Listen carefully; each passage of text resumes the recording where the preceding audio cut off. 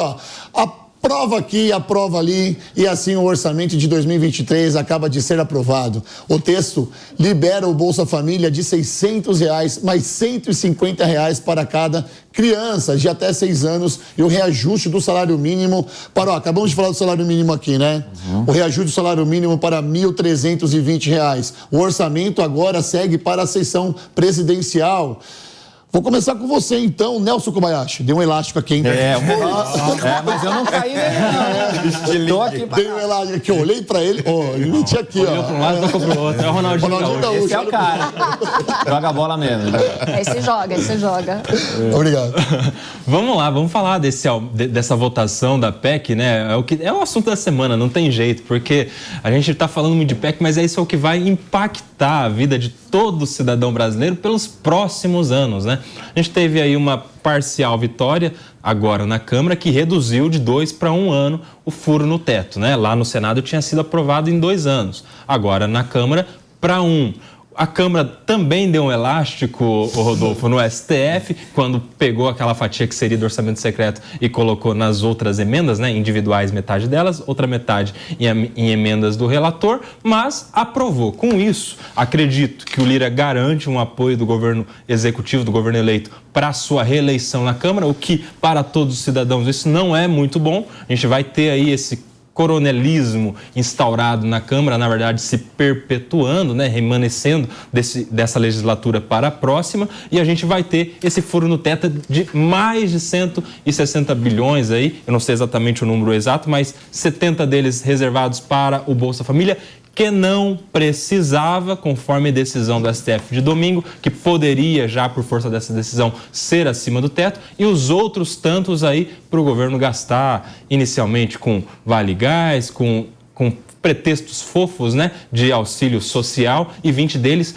para o que quiser, dependendo aí do excesso de arrecadação. Na verdade, o governo passou um elástico na população também, Rodolfo, com essa aprovação. É isso, mas olha, R$150 aprovado para cada família com criança até 6 anos, ok? Mais um aumento do salário mínimo para R$1.320. Eu sei que tem muita gente comemorando agora, mas ainda falta algumas coisas.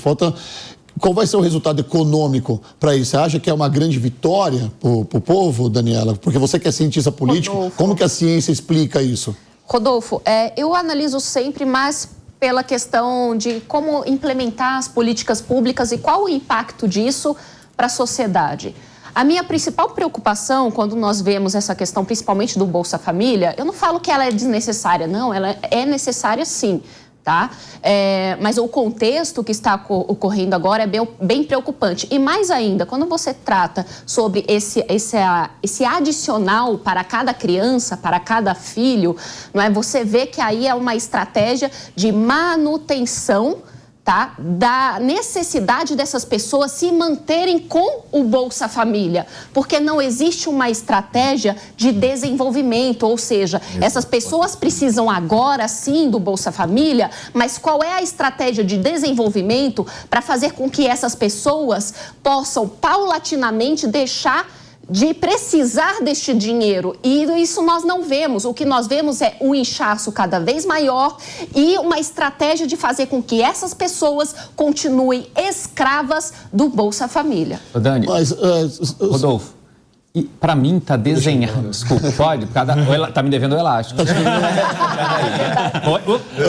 Eu também já joguei futebol. Enfim, Dani, para mim tá desenhado aqui uma grande estratégia eleitoral para 2026. Com certeza. Os R$600 garantido agora, mais os R$150 em alguns casos, que para grande maioria dos casos é importante, mas o Fernando Haddad colocado como ministro da Fazenda, que pseudo vai garantir uma bonança para uma população que já é tradicionalmente eleitora do PT, isso pode criar uma narrativa que em 2026, se tiver uma melhora aí, qualquer flutuação positiva na economia aí, enfim, pode passar uma conjuntura internacional, como foi o governo Lula 1 até Lula 2, pode garantir, dar uma falsa sensação para esse público, tá? De que Fernando Haddad, ministro da Fazenda, não acredito na reeleição do Lula, acho que pode ser que sim, vai depender de várias coisas, mas eu acho que o Lula está preparando o Fernando Haddad para ser sucessor dele e ele vai capitanear isso. Nós garantimos o Bolsa Família, mais um pouquinho aqui, e você falou cirurgicamente, não existe uma porta de saída desse programa, gente. Sim. Nós gostaríamos que as pessoas ganhassem o seu próprio salário, que as pessoas trabalhassem além de um salário mínimo e não depender, não tem como sustentar uma família com R$600.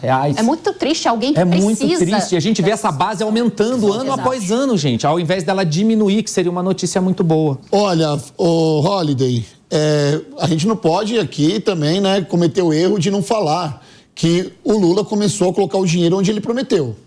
Assim que a PEC foi aprovada, já começou a anunciar para onde ia esse dinheiro. O que também, para mim, não quer dizer muita coisa, não. Eu vou falar bem a verdade aqui. Para mim, não queria dizer muita coisa porque já era o esperado.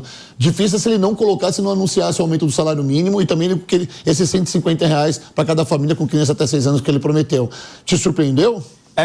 De fato, Rodolfo, ele está conseguindo aí cumprir a base das promessas dele, só que o preço do cumprimento dessas promessas ele não tinha dito. O preço dessas emendas bilionárias e impositivas, que é o que está acontecendo agora, o preço de um aumento de mais de 60% no número de ministérios, nós tínhamos no governo Bolsonaro cerca de 21, 22 ministérios, agora nós vamos para 37, e digo mais, acho que pode aumentar ao longo aí do governo Lula, porque no governo Dilma nós tivemos 39 ministérios, ou seja, ainda tem aí uma gordurinha para ele bater o recorde, ou no mínimo... E vai ter dinheiro para tudo isso? Dobrar a meta. E veja, a questão é essa, é o dinheiro, é o preço que se tem para aprovar todas essas medidas.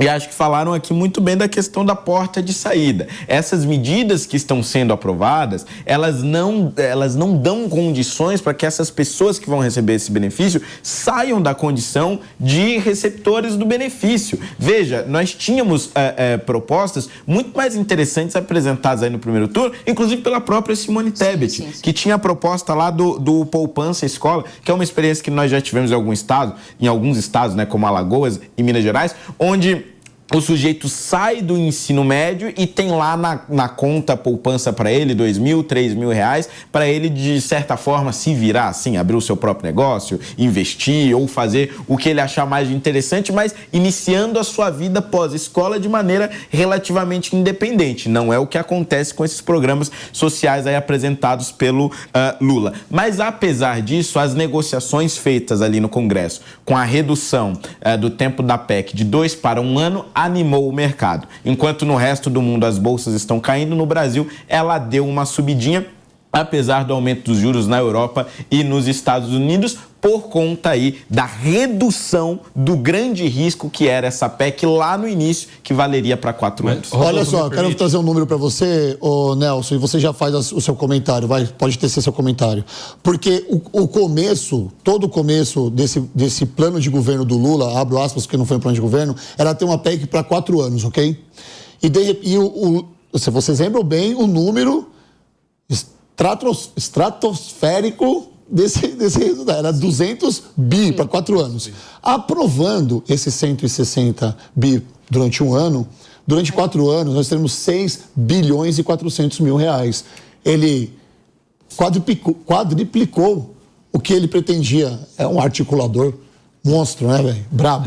Mas é incrível como as pessoas não conseguem enxergar, né? Que o pretexto da aprovação é para pagar o Bolsa Família. Quando... Sim. Mas não é só 70 que precisa pagar o Bolsa Família? Por que aprova em 160? Que é para essas outras coisas. E tem um jeito do governo, você falou que ele entregou o que prometeu, né, Rodolfo? Mas na verdade não é bem assim não, porque tem um jeito do governo dar uma dobrada na população, especialmente em quem recebe o Auxílio Brasil, o Bolsa Família. Porque uma coisa é você entregar R$600 para uma pessoa que com R$600 ela consiga comprar ali uma cesta básica. Outra coisa é você dar os mesmos 600, mas com uma política econômica que vai gerar inflação e que esses R$600 não vai ter o mesmo poder de compra daqui 2, 3 anos. E a pessoa vai ter R$600 na mão, o número é o mesmo, né? Mas aquela cesta básica ele já não consegue comprar mais, ele compra meia cesta básica. Então ele tem condições aí, com esse estouro no teto, de aumentar a inflação, diminuir o valor de compra dos R$600, engana boa parte da população que vai sofrer com inflação,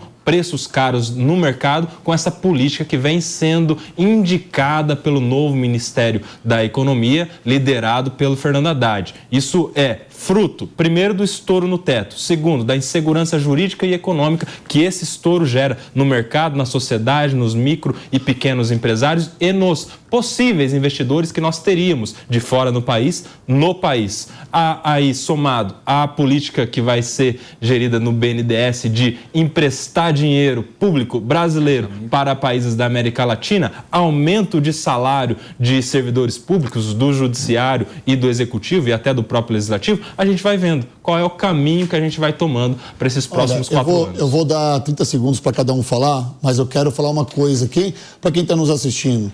Se você não votou no governo do PT, e agora quem votou no governo do PT deve estar batendo palmas, deve estar aplaudindo, porque muitos de vocês que votaram no PT não entendem o que é a PEC e também não entendem o que isso vai te causar a longo prazo, tá? De como é que está sendo essa PEC, de onde veio esse dinheiro, sabe? Você só sabe que o dinheiro agora vai para dentro da sua casa, esses R$600, que você orou por isso. Não estou tirando mérito, tá? De ter sido aprovado isso, que eu sei que você precisa. Mas, a longo prazo, nós vamos ver algo que nós já vimos lá atrás, que é uma catástrofe econômica.